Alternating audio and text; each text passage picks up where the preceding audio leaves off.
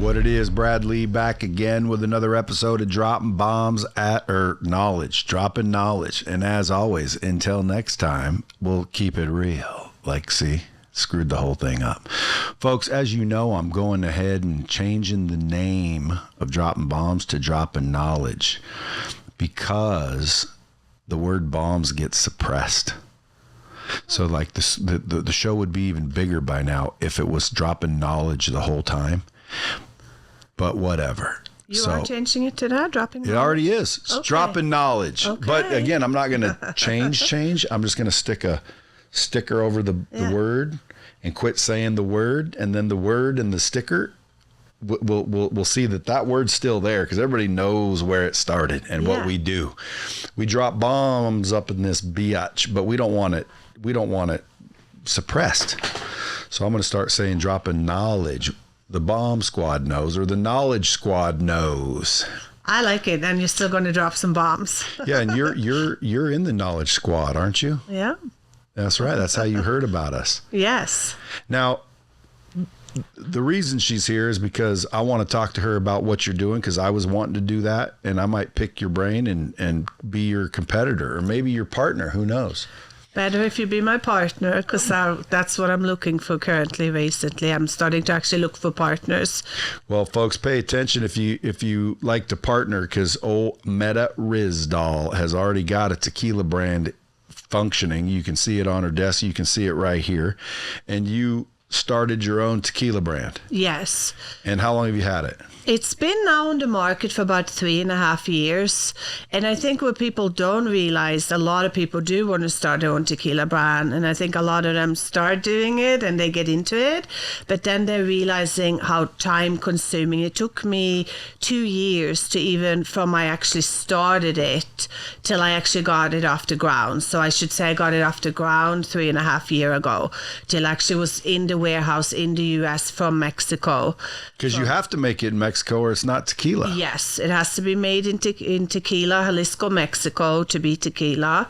And then the timing with TTB and all the approvals and the licensing and for different states. And how to fill out the apps and how to grease the wheels. Yeah. See, you could literally start a course on this. Maybe I should try to get into master class. Yeah, but guys, this isn't a course on starting your own tequila brand, even though she could teach you that. This is me picking the brain of an entrepreneur that went through the struggles and challenges of building one. Yes. And now maybe you go do it yourself. But I was thinking about doing one. I had an idea. Yeah. And I didn't execute because I didn't know how to go down to Tequila, Mexico and find a distillery and blah, blah, blah, blah, blah, blah, blah, and all the shit that I knew would have to be done. Yeah. So I just didn't do anything. Yeah. And dude, you did. Yes. So tell us what you did. First of all, where'd you come up with the idea and how'd you get into tequila of all things? Yeah, I'm originally from Norway, and I always wanted to live in America. I had the American dream, so I moved to New York City, and eventually I became a bartender. I even had a hard time getting a job as a bartender because I didn't quite have my paperwork at the time, but I did get a job as a bartender. And being a bartender in New York City, it was kind of when tequila had just started a little bit. You mean the popularity? Yeah, a tiny. Now it's very popular, but it really wasn't. Well, why is it so popular? I would say it's so popular because it's the only upper of all the alcohol. Like, I also happen to love red wine, but whenever I drink red wine, I feel like crap the next day. Or I get tired. Yeah, tired for sure. So it's a great falling asleep, but then you'll wake up in the middle of the night with heartburn from all the sulfates and all of that. So tequila is the healthiest drink of choice if you choose to drink once in a while or whenever, right? You hear that, fitness fans? If you're going to drink tequila, it's the healthiest option out there, and plus it's the only one that's purely plant-based. Yes, from agave. the agave. Yeah, yes. That's a plant. And mine is organic. So being USDA certified organic, which very few, none of the mainstream brands are. So not being sprayed with pesticides and none of those additives that are added to now a lot of even tequilas, even vodkas. So having the organic, I think, is going to be very important going forward. That's why I also realized as a bartender that they weren't really organic. You didn't know really what you were drinking. So that was another reason I felt, even by the time I started the journey on it, it was in my head for a long time, but I couldn't really afford, it took a long time before I was able to get the money to do it. But it was all of that. It was like, I need to have an organic brand and even in a nice, beautiful bottle that stands out and super smooth. So like even my Blanco, pretty much every commercial and every brand on the market, they just bottle it right away. I aged mine just under 2 months, which is legally you can age it for 59 days and still call it a Blanco. So even the Blanco is just super smooth, sipping, even though it's delicious in a cocktail, but it's just so good just sipping it, just like the Añejo that I have aged it for the 2 years. So is that the difference? Yes, that's the difference between the blue and the black one, Blanco and the Añejo, aged 2 months. And what about this one I got? You have the one that's been aged for 2 years, the Añejo. Yeah. Añejo means 2 years? What does Añejo mean? It can be aged actually anywhere from 14 months to like 2.5 years. Most of the brands out there are aged for 18 months. Why? So I have done mine a little longer. Why? I think they just, quicker the better.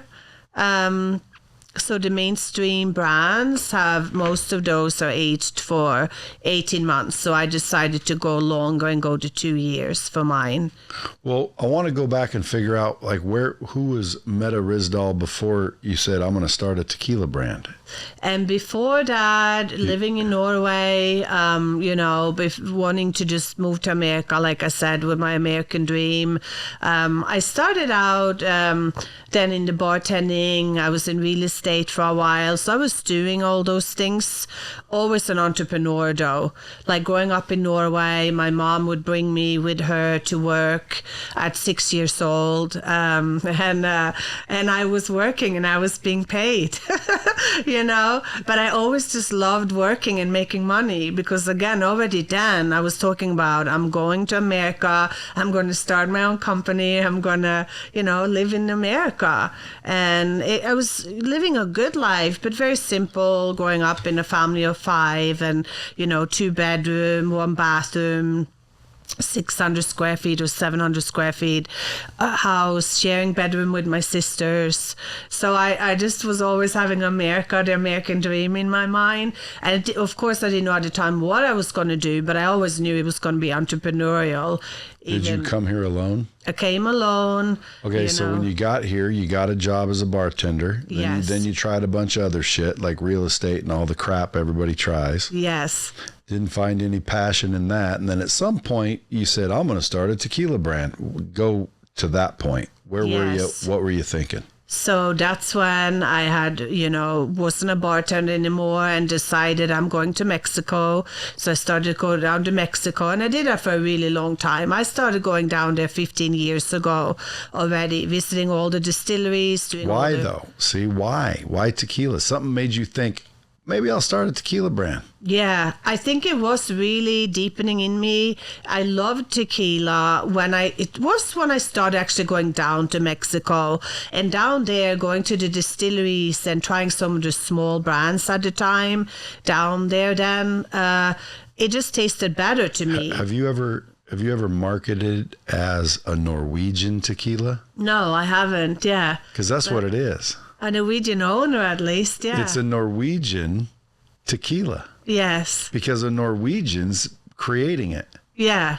And it is a tequila because you went through the proper channels. Yes. So, it may be the first and only Norwegian tequila. That I'm pretty sure it is. I don't know any other Norwegians. So if that's truly the first and only Norwegian tequila, that's a differentiator right there.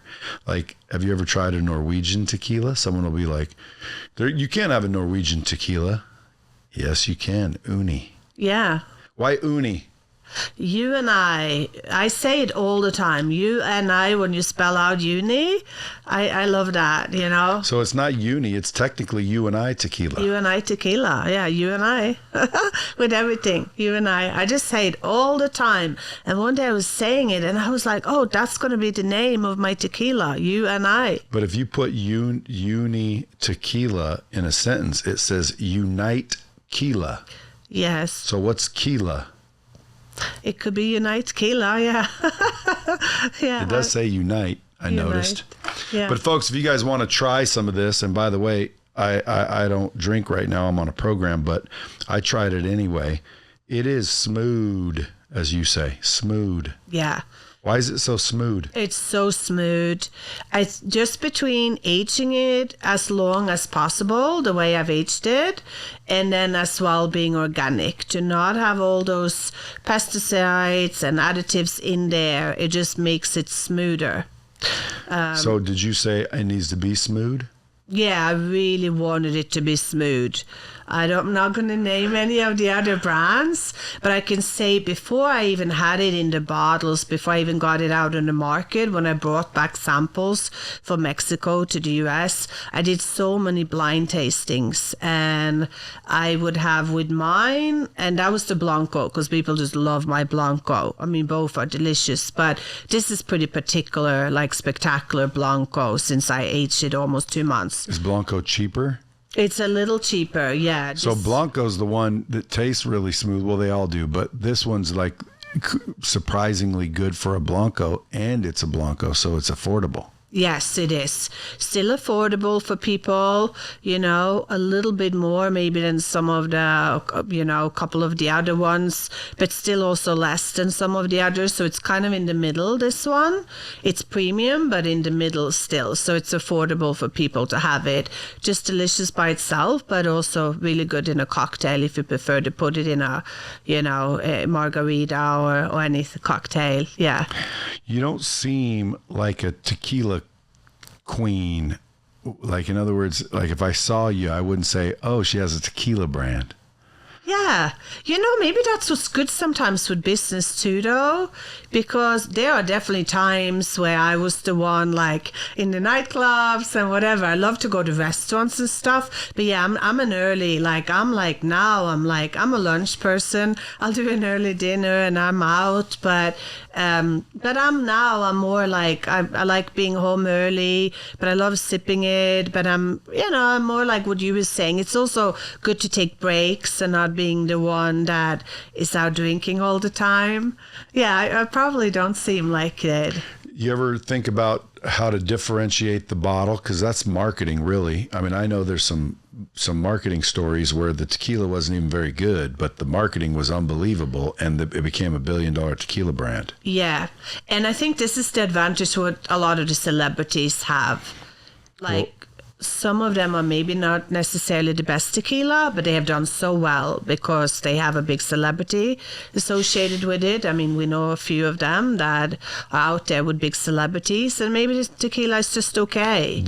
In talking to you, looking at these bottles, imagine it had a little gold cap on top of this, just like this. Yeah. But a little gold cap, and then a blonde. What you got?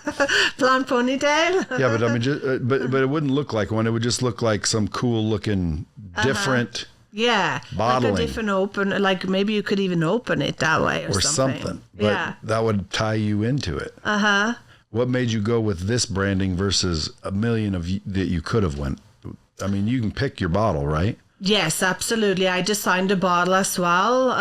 It looks almost like a large perfume bottle. It does, yeah. Some people have said it looks similar to, or like they reminded of Chanel, like a gorgeous Chanel bottle or something, which it does. And that was important too. I love how it stands out on the bar. It's a nice present to give to someone.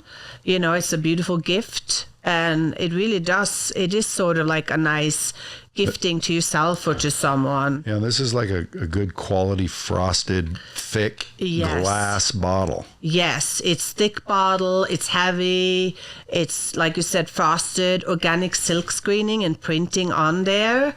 So yeah, it just I felt it's a nice classic look. I purposely didn't want anything in the front of the bottle. It took a while for me to get the approval from TTB. Normally they wanted to say that 40% alcohol by volume on the front of the bottle, and it's only one company that I know of that doesn't have that on the front, which is Clase Azul. So they tried to tell me all the time that you can't do that. You need to put it on the front. And I said, well, Clase Azul doesn't have that. How do you know what's the front and what's the back? That's another good point. Yeah. So it got approved eventually. Yeah. See, most people would just give up and do what they're told. Yes.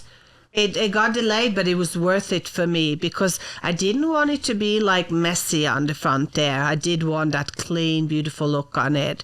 See, what's funny is that you have an attention to detail. Like you'd spend a little more time and resources to make sure that like it didn't have that because it looks better. Like you're caring about the bottle, that you're aging it longer. Yes. What makes you that way? What do you think your attention to detail got developed? I think my mom have that. I've seen her, how she is with everything she does. If it's like baking bread or the gardening she does, like all the stuff she does. Both of them actually, both my mom and my dad, and they're so amazing at so many things. I think for me, the few things that I choose to do, I'm all or nothing. Like I live by I do or do not. There is no trying. Yoda, So the few things I decide to do, I'm all in. Like I'm all or nothing. So very often I don't go in on something because I know I'm going to be a bit like, it's going to be extreme to a level where I need it to be so amazing.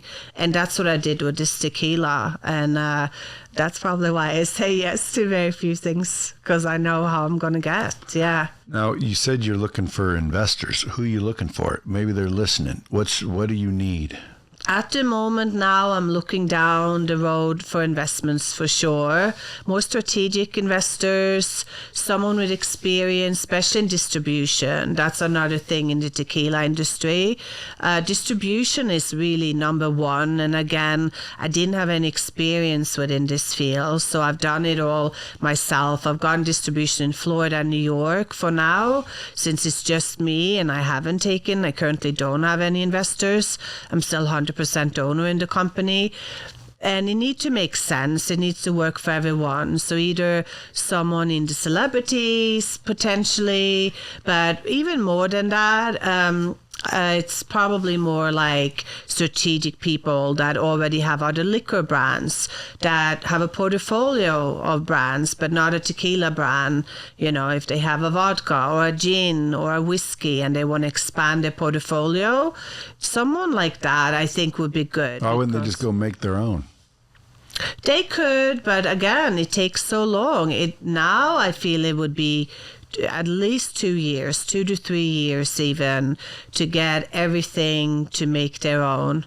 But yeah, they could.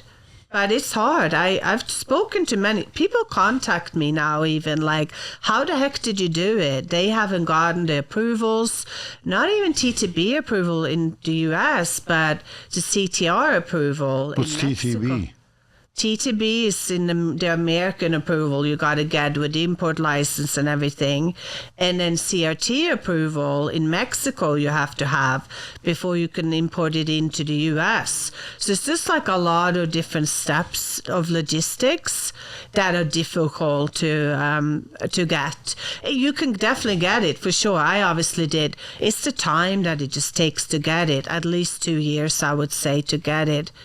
And I think like someone, definitely perfect for someone, because it's already in I've got it in by myself, going door to door to places like Carbone, Teresi, Baccarat Hotel, Tiger Woods restaurant. They have it on the menu, Michael Jordan's restaurant, so it's out there already, and it's a good feedback, and people like you that love it already and the taste, and they see the difference. So I think it would be good for everyone to do a good partnership instead of, someone starting their own maybe. So listeners can go get it.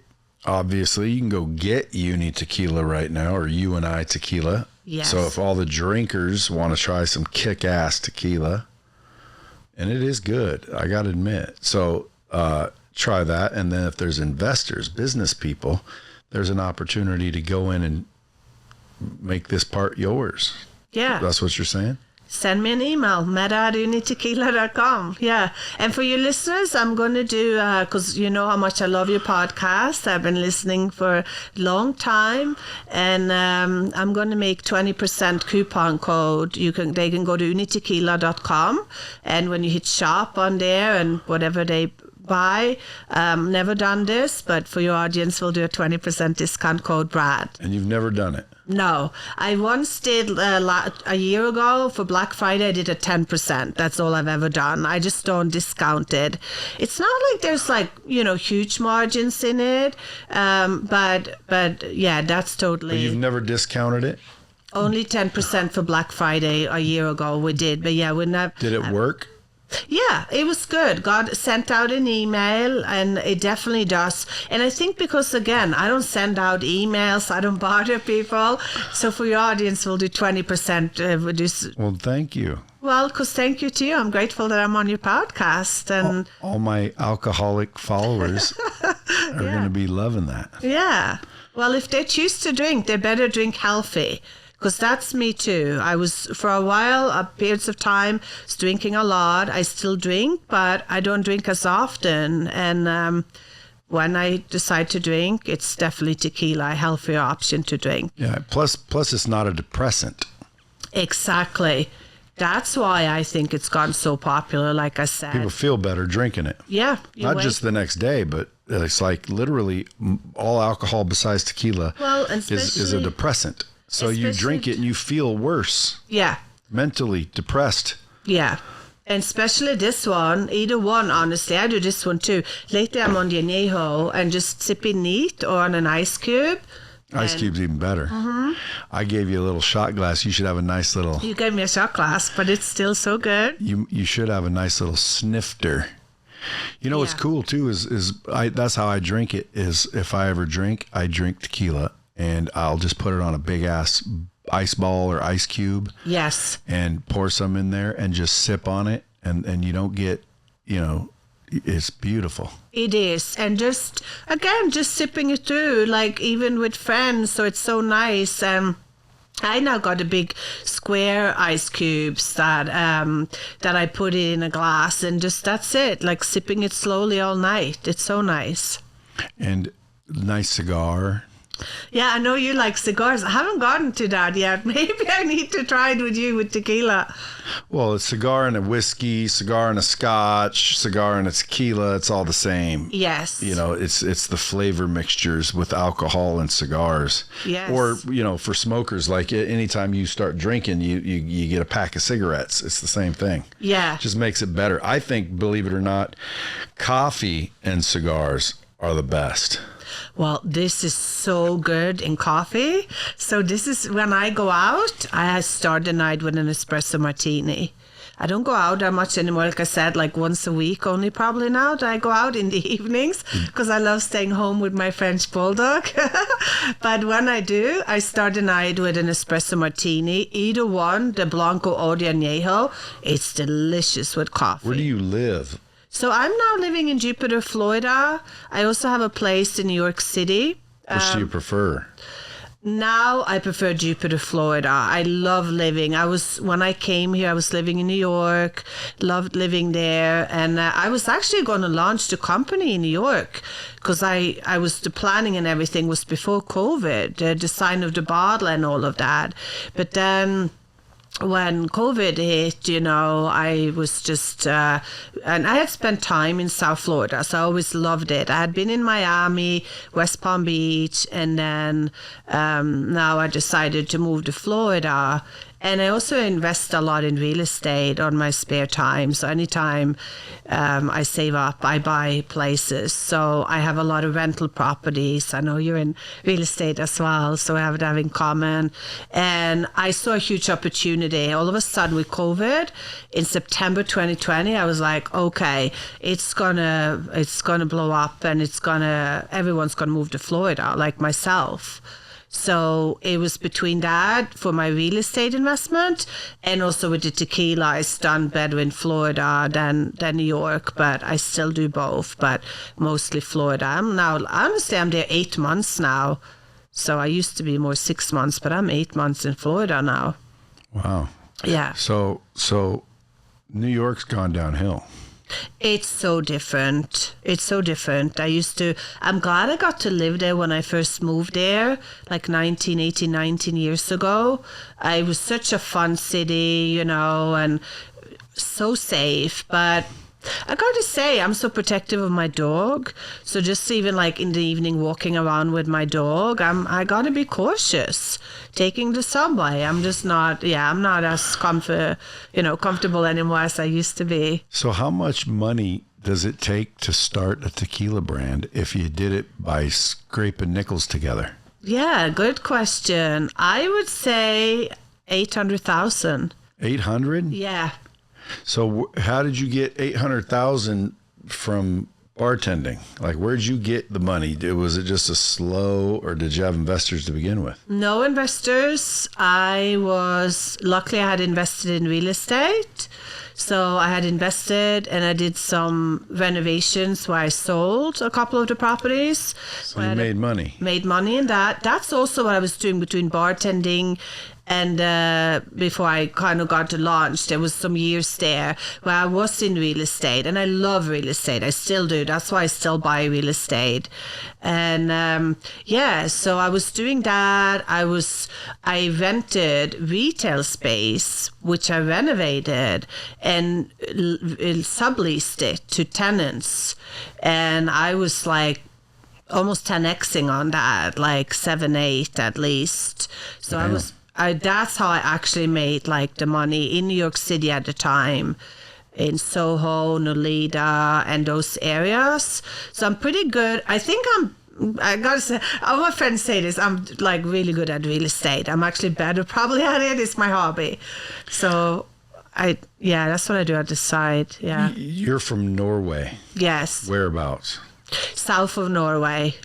What's it called? It's called Arendal, the little town. It's called the Kristiansand, if anyone know Arendal. I'm even like in a smaller village called Froland. So I think now it's 5,000 people there. You sound like those people on the show Vikings. Yeah, that's what it is. Yeah. Arendal. Yes. So I hear Oslo, is it Oslo, Norway? Yeah. I hear that's like a gorgeous city, and I hear Norway's just unbelievable. Why'd you want to leave there? I know, it's so beautiful in the summertime, and I love going back. I go every summer in July for 3 weeks. My whole family's back there, my parents, my sisters, my nieces.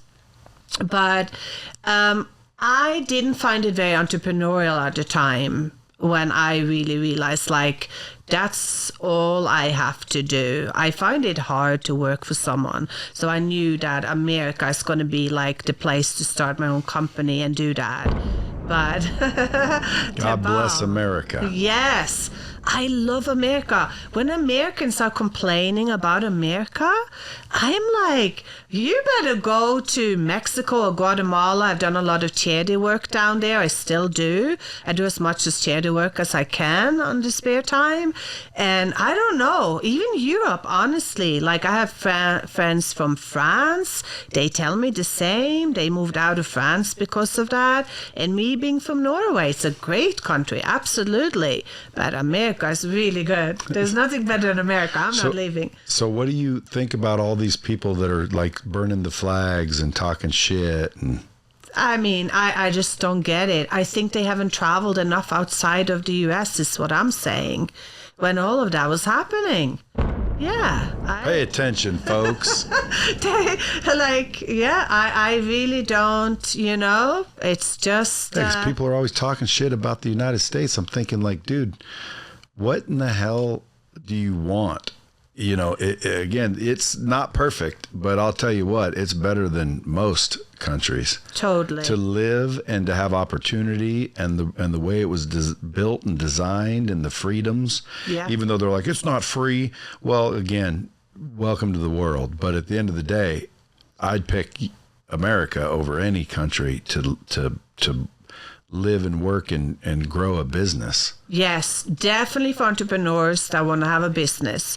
There's so many opportunities here.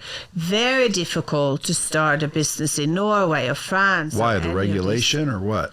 Yeah, here it's never been easier to just start an LLC and you can build it slowly and do it slowly. It's so much more difficult actually over in any of those countries. I don't know any other country that's easier than the US. It's the opportunities here. And that they're also welcoming people, you know. Even like... Well, not so much, you know. The last 4 years they've been welcoming too many people. Yeah, too many. I agree with that. Too many. To me, it's like, dude, listen, if you want to come to America, that's cool, but just do it like through proper channels. And they're like, well, you can't. Well, then any other way is called illegal. Yeah. And, you know, we shouldn't be, you know, allowing illegal immigration. We should be, you know, I definitely think we need to rehaul the legal way so it's easier and better and we are more welcoming, but you got to come through the front door, Chief. Yeah. No, totally. There definitely need to be, it's been too much and too many, and seeing everything what's going on, and even now we just had the California fires. I'm sure you've had friends that have lost their houses. I have two friends down the Pacific Palisades. One, they were able to stop the fires 2 blocks away from their house, and my other friend, her house is gone. Well, one of the reasons I think the California fires and what's going on down there, I said to people how are you going to help them? Are you going to help people down there? And I said, I've already been helping those people, but they didn't want the help. And they're like, what do you mean? I've been telling people to move out of California. If they'd have moved, they wouldn't have lost their house. Yeah. So, I mean, at the end of the day, it's like, folks, if you're dumb enough to stay down there with those stupid rules, the reason those fires are happening is because a bunch of people don't want to disrupt the squirrel nest that's in the brush that catches the fire. Yeah. Like clean up the forest, clean up the brush, the dry, you know, shit that makes it a matchbox. Yeah. You know, not that it's not sad that everyone's losing their home and, you know, what's happened has happened. Obviously I feel for people. I'm empathetic. But at the same time, if my friend called me and said, my house just burned up, what do I do? I'd say, you should have listened to me when I told you to move. Yeah. Because the government's not doing what they're supposed to be doing to keep the community from doing that. Yeah. And then there's also conspiracy theorists talking about, well, those are planned. Well, now you're starting to see a bunch of what they call woke people starting the damn fires. Yeah. So your wokeness, if that's what you want to talk about, so all those woke ass people that you created with your stupid woke agendas are the ones starting the fires, and the woke asses are the ones not cleaning up the brush, and the woke asses you can blame it on the woke asses, and yet you keep, you know, voting woke. Like, stop the stupidity. Get some common sense in your head. Like, clean up the place so if it sparks, you can contain it. But my advice was move out a long time ago. Yeah. So when people say you don't feel for them, I feel for them. But man, I've been saying move out of there. If they'd have just listened to me, nobody would be losing their home. Yeah. It'd just be empty down there. So bad. And then if it was empty down there, what would the government do? Yeah. The government would have to change. Well, that's what it takes. It takes the unity of people to make a difference. Vote with your dollars. Yeah. Vote with your dollars. That's the best bomb I can drop or knowledge I can drop. Like, guys, vote with your dollars. Stop talking and start voting with your money. That wakes people up quick. Yeah, no, but both California and New York, even the politics. That's also why I love probably living in Florida so much. It's just different. Yeah, well, it's they handled it a little bit different. It's going to be better. Yeah, it's going to be better now. Well, you're a smart individual, Metta. you know, I meet a lot of entrepreneurs and I hear a lot of cockamamie beliefs and stories and whatnot. And then I meet some that are like, dang, Metta's pretty smart. It just makes me wonder, like, where did you get the smartness? How did you learn everything that you know? Because if we could get more people to understand the basics, there'd be more options and opportunity and everyone would be better off. Thank you, Brad. Yeah, that's nice to hear. You know, I did start reading early. I did go to the library in Norway. Like, see, reading, folks. What do I tell people? Yeah, Rich Dad, Poor Dad. Like, I started reading these books and who you follow. Like, I follow you. I follow Ed Milet, Tom Bilyeu, Impact Theory. I love these shows. So just like every episode, I'm like, okay, watching when there's a new one. I've done this. So you're studying. Yes. You're getting new information. Yeah. And I spend a lot of time alone because I have really become, since 2016, 2017, who you surround yourself with. You become the average certified people you surround yourself with, like Jim Rohn, what he says. So, was that a double bomb? Negative influence, man. You got to get around the right people. You do. Proximity's got power. Yes, all of that. Everybody says it, but nobody believes it or understands it. That's the problem. I finally understood it then, like 2017, whenever I was like, okay, well, maybe I can't hang out with them in person yet. Now I do with you. But then I was like, I'm going to listen to everything they say. I'm going to listen to the podcasts. I'm going to read the books. And that's what I started doing. I did it already younger. Like Rich Dad Poor Dad, I read it really young. I don't remember whenever it came out. And some of those similar books maybe to that or whatever. Well, if there's struggling entrepreneurs out there just getting started, what books would you have them read? Oh, wow. There's so many. The Four Agreements is really good, obviously. Have you read that one? The Four Agreements? Dude, are you kidding me? I tell people the books you need to read is Four Agreements, As a Man Thinketh. Love As a Man Thinketh. Think and Grow Rich. How to Win Friends and Influence People. Yes. U Squared. Mindset by Carol Dweck. Like there's a series of books that if everyone just read those books, and I mean really read them, yes. not one pass through, but like studied them, devoured them, and more importantly, implement what they're teaching you. Because a lot of people read a million books and they're like, that didn't work. Well, it's because you didn't apply what was in the book. So the book alone isn't what you need. You need the book, then you need, well, that's the knowledge. Then you need to take action. Yeah. You need to implement it. You need to go get your ass kicked. You need to go get your teeth kicked in a little bit. Yes. And then you start getting beat up a little bit and you start learning to move and dodge. And then next thing you know, you're a little farther. It's just like a video game. Yeah. I don't know if you've ever played video games, but if you go try Call of Duty today and you've never played it, you're not going to last very long in the game. Yeah. And you die. Thankfully, they give you another life. Well, that new life, again, is the same thing as trying again. Now that you learned, don't go that way, you'll die. Well, then you go another way. And then you live a little bit longer until you realize you shouldn't have stepped there. Yeah. And now you don't step there and you don't go that way. And you already know there's someone on that roof. And so pretty soon you start to get experience in the game. And next thing you know, you don't die immediately. It's the same thing in business.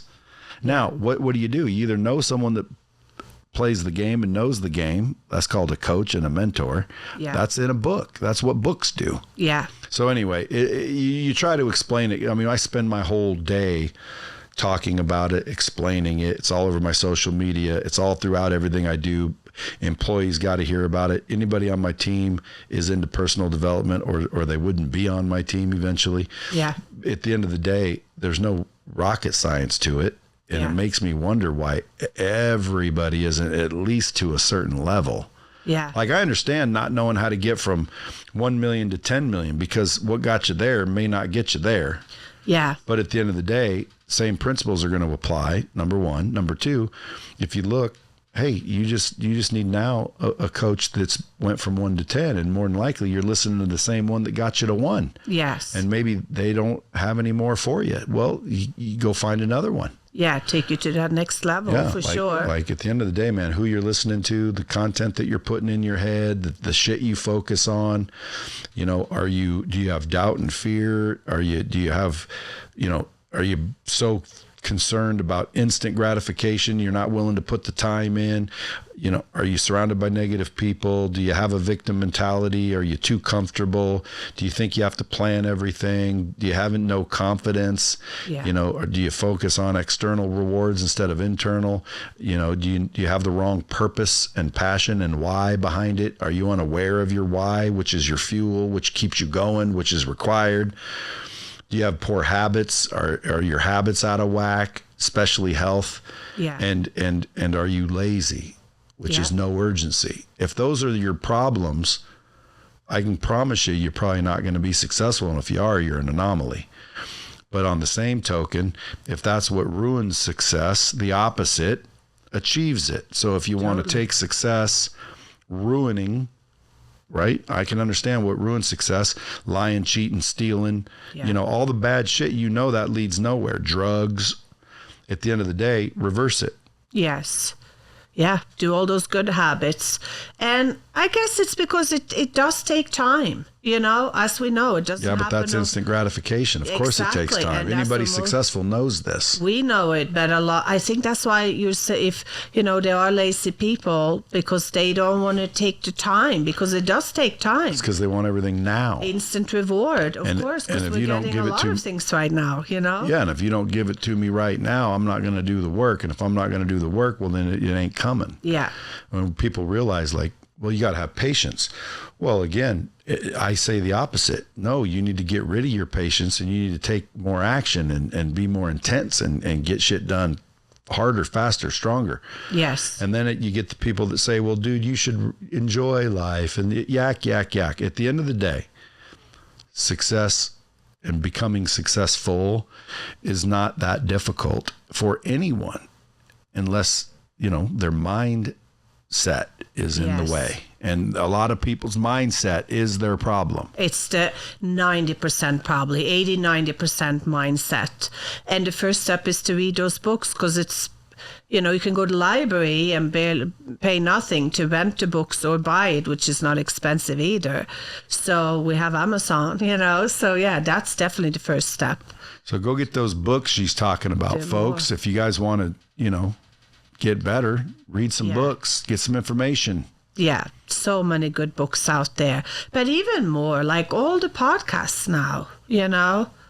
And I love to watch it on YouTube, you know. I mostly, and sometimes, of course, in the car, I'm on the podcast app and listening, but I still prefer to watch it on YouTube and to see it there, all these amazing podcasts. And a lot of it audible now for me, with a lot of the books, just having it on in the background. You know, it's great. Ed Milet's book is really good too. Power of One More. I love that one too. And the Carol, like you said, the Carol Dweck mindset. It's amazing. Yeah, there's so many good ones to start with. So where to go from here, Metta? Yeah, where to go from here now? Like I said, I feel like I've taken UNI Tequila, my company, to where I'm able to do it on my own. And then now it needs to be to get other people involved. Same thing, kind of what we were just saying. Other people that have the experience. Relationships. Yes. Yep. So to get other people involved, because it was something that was new to me, and I've been able to do it, but I don't think I can take it to the level I would like it to be by myself. I know I actually can't. So then you need to get other people involved that have that experience and the relationship, like you're saying, the most important, which is distribution and the connections with everything. Relationships, resources. Relationships are resources. Yes. So you could have someone listen to this. They got a little money, but you don't necessarily need money. No. You want know-how. Yeah. So we can accelerate this game. Yes. Because you're going to get there one way or the other. The question is how long is it going to take and how much is it going to cost? Yeah, that's it. It's how long, yeah. And a lot of people aren't willing to pay that price, and they don't realize the price of not doing it is even more. Yeah. Yeah, I'm glad I've realized that. That's a good one. Yes. That I kind of, definitely have. Like, it's so worth it even to get on partners and get people that know how to take you there than you spending another 10 years. I would love to get them even like to make a little 200 milliliter mini bottle. I've had interest from boutique hotels to put it in the mini bars. But again, then, they'll think it's perfume. Yeah, it's beautiful. And they take it with them. Yeah.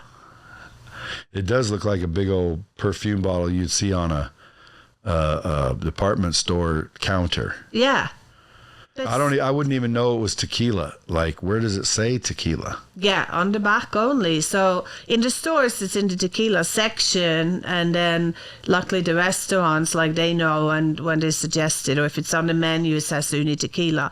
But when you just look at it, why don't you add like tequila, premium tequila? Yeah, or maybe around the neck to do it or something. Yeah. I just Whose decision is that? Yours? Everything is mine right now. Yeah, it's my decision. Yeah. Well, you've made good decisions so far. It looks good. Tastes good.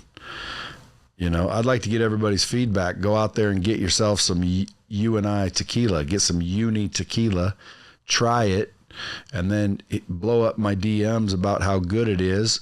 If you want to invest, just call her direct. How do they get a hold of you? They can email Metta, METTA, at unitequila.com. Where do they buy it? And they can buy it at unitequila.com. And we'll do a 20% code Brad. You better get that code. This is going to drop pretty quick. Yeah. Matter of fact, there's live people right now putting in the code and it's not working. I put it in. Oh, it's already done? I put it in, yeah. Dang, you had that planned. See? And it's the only discount of 20% she's ever given. Yes, it is. So feel privileged, folks. That's what I do for you here. Yeah. Well, we appreciate it. What else would you tell the knowledge squad before we sign off? Just so grateful for you and your audience, and reach out if anyone would have questions, or even if I can help in any way with anything. Follow her. Yeah, you can follow me. And don't follow the tequila, follow you. You can follow me as well, my personal. I'm private, I guess. Maybe I'll make it on private. Metta Tequila. You almost have to go. I'm only on Instagram really now. I mostly do Instagram. Yeah, but still, if someone follows and it's private, they're not going to follow. I know. You got to go make it they public. Request, and then I accept. You can always go make another private one that nobody knows about, because you use that for other things and family and whatnot. But because you're trying to build a brand, I would say your personal brand is they got to be available for people to follow, because people are going to find out about your stuff through you. Yeah. And you got a lot of information to share. Tell your story. Make your mess your message. But it doesn't sound like you've had a mess. You've had a pretty good run. Well, yeah, kind of. You know how it is. It's always ups and downs for sure. I did end up becoming homeless, living on the street of New York then when I had first moved there, because I was living in a hostel and I thought I was going to get a job right away as a bartender, but I didn't get it. That was rough. That was like 3 rough weeks. But it toughened me up, and now that's why I really am very grateful. So see, there's another secret people don't understand. The gratitude is what keeps your energy where it needs to be. I write it down. It's basic things too, It's really basic. Again, my dog gives me so much love. I love my dog so much. Maybe I'll tell you this. I wasn't sure if I was going to tell you. They have this company. Some people are going to hate it, and some are going to probably love it. Dog lovers are going to understand it. There's this company now in Texas so you can clone your dog. I'm thinking about it. Because I love my dog so much. So maybe you should. If I knew he would be exactly what my dog is, I would 100% do it. They say they're pretty close, but it's maybe not going to be exactly the same. Well, it can't be exactly. Yeah, but if he could have the same attitude and how he is, how loving he is and how awesome he is. Well, your dog's going to die one of these days, so I would clone it and just test it. Yeah, the first thing you can do, which I have done, you pay $1,600 and you freeze it, I guess. It's similar to if people want to have babies or not. Well, what if you end up with a devil dog because it's like cloning's Mine like wouldn't. trying to play God. I got to talk to a guy that had done this in New York, and the dog literally is so similar, he said, to his previous dog. So this is why I decided to do the first step. And then if you want to do the next step, then you can do it. So I'll keep you posted. Dog lovers, reach out and exchange dog pictures. Yes. Right. Yeah. Well, I appreciate you coming in, Metta. I wish you nothing but the best, and we'll talk maybe investor after this. Definitely. Thank you, Brad. I appreciate it. Folks, as always, go get your UNI Tequila. Until next time, keep it real.